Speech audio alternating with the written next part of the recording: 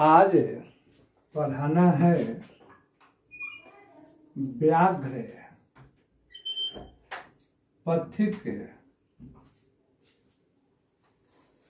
कथा। व्याघ्र माने बाघ, व्याघ्र माने बाघ, अब पथिक माने राही, कथा माने कहानी।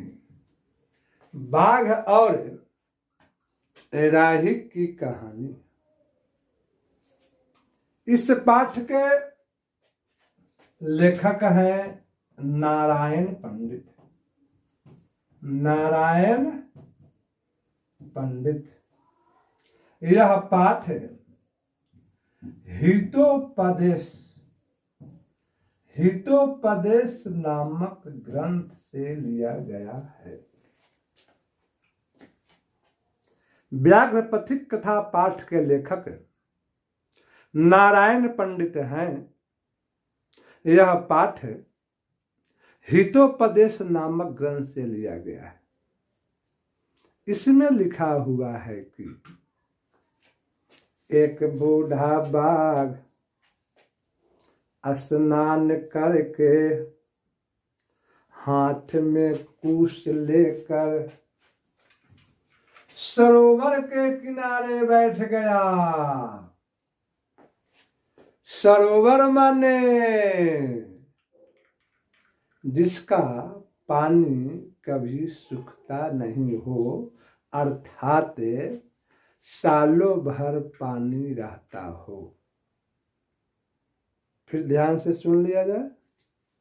एक बूढ़ा बाघ स्नान करके हाथ में कुश लेकर सरोवर के किनारे बैठ गया।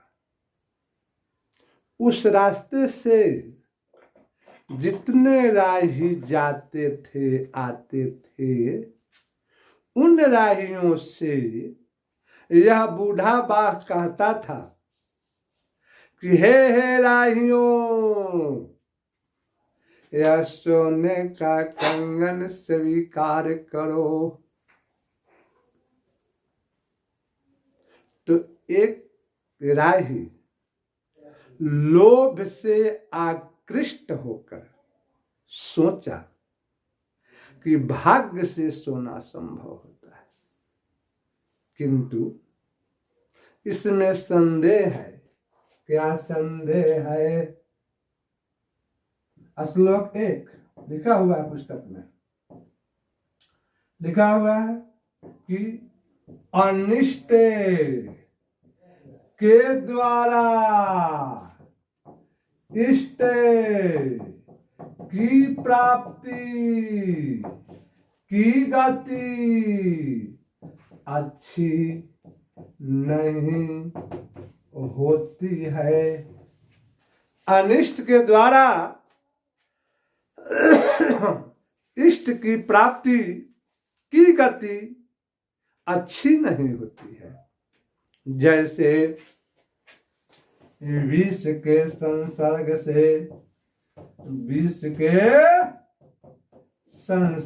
से अमृत पान से मृत्यु होती है। अनिष्ट के द्वारा इष्ट की प्राप्ति की गति अच्छी नहीं होती है, अर्थात गलत के द्वारा सही काम का रिजल्ट अच्छा नहीं होता है। जैसे विष के संसर्ग से,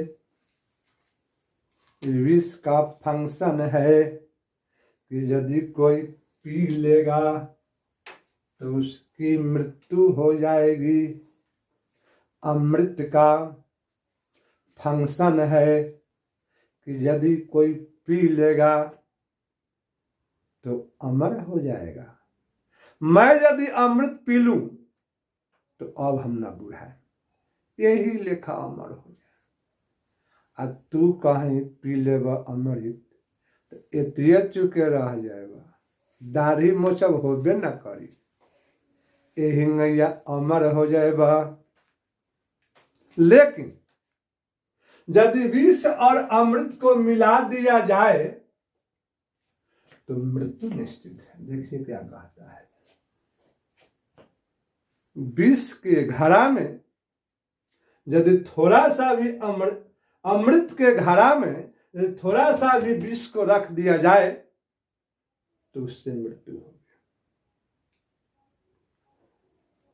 राही ने सोचा, फिर राही ने कहा कि तुम्हारा सोने का कंगन कहाँ है?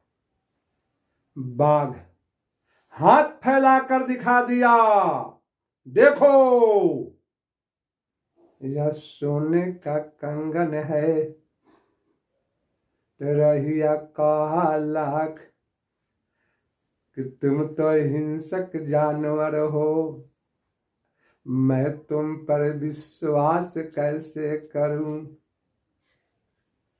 बाघ ने कहा, सुनो, मैं जवानी की अवस्था में बहुत ही दुराचारी था। देखिए क्या कह रहा है, कितना प्रलोभन दे रहा है। बाघ कह रहा है कि मैं जवानी की अवस्था में बहुत ही दुराचारी था। अनेक गायों को, बैल नहीं कह रहा है, देखिए क्या कह रहा है, अनेक गायों को, अनेक मनुष्यों को मारने से मेरे पुत्र और पत्नी मर गई। अब मैं वंशहीन हो गया हूं।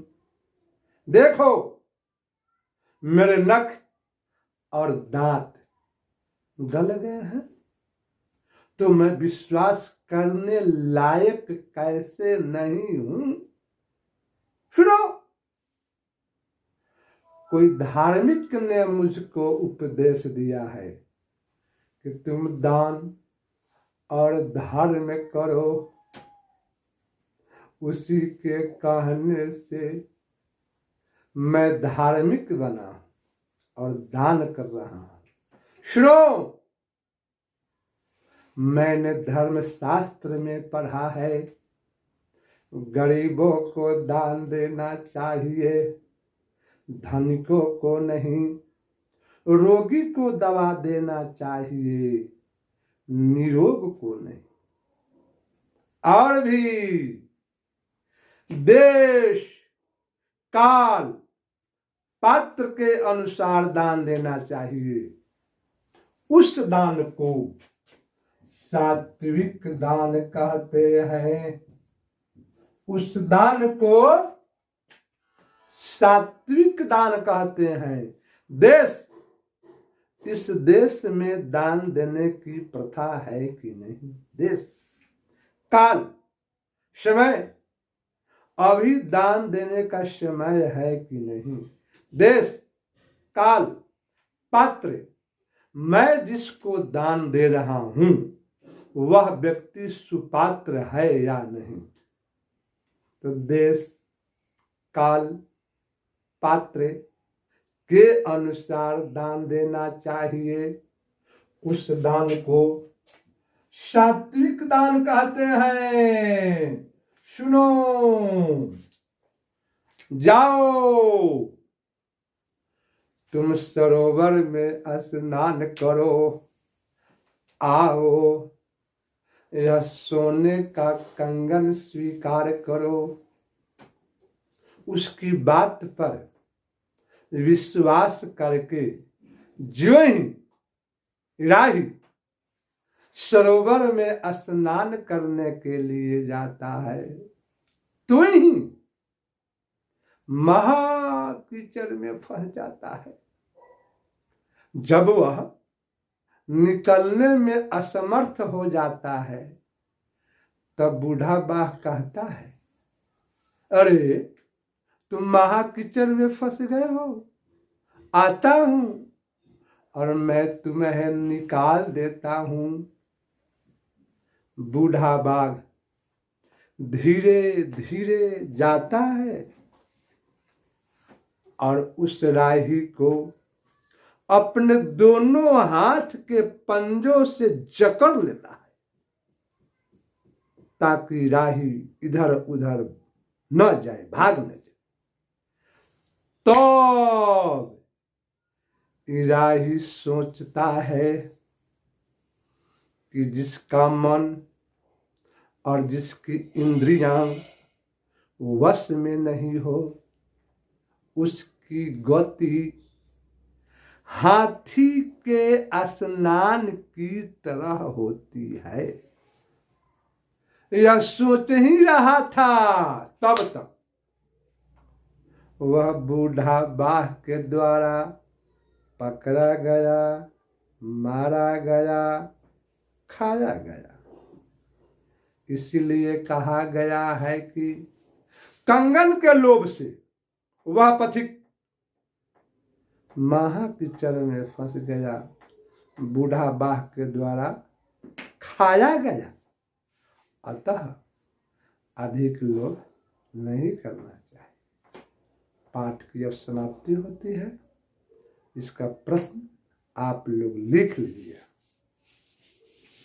पहला प्रश्न है, व्याघ्र पथिक कथा पाठ के लेखक कौन है? दूसरा प्रश्न है, यह पाठ कहां से लिया गया है? तीसरा प्रश्न है, किसकी गति अच्छी नहीं होती है? चौथा प्रश्न है, तुम्हारा सोने का कंगन कहां है?